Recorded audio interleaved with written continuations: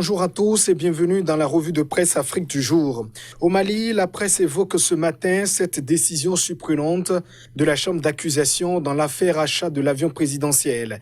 L'ancien directeur de cabinet et ancien ministre de la communication du président Ibrahim Boubacar Keïta est désormais libre. Nouvel Horizon, qui consacre sa manchette à l'information, parle de coup de tonnerre.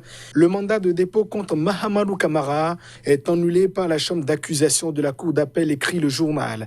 Le mis en cause a immédiatement recouvré sa liberté.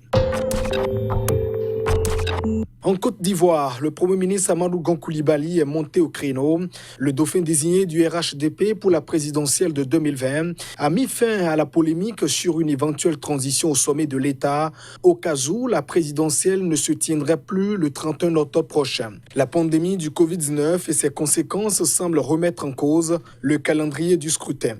Pour le quotidien Le Jour, qui rapporte les propos de Gon Coulibaly, tant qu'il n'y a pas de nouvelles élections, Alassane Ouattara reste en fonction, ce qui fait dire au journal que Gon brise le rêve de l'opposition.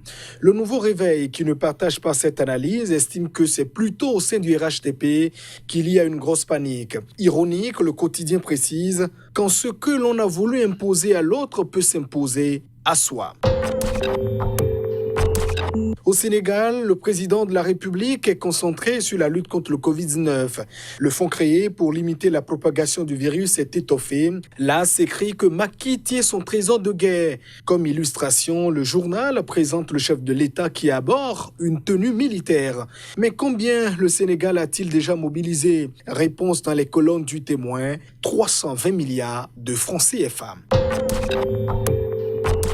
Au Cameroun, la pandémie a révélé la dette extérieure du pays. 6 650 milliards de francs CFA à payer à ses partenaires, nous apprend Diapason. À l'instar des autres États, le Cameroun bénéficie de moratoire de 12 mois accordé par le G20.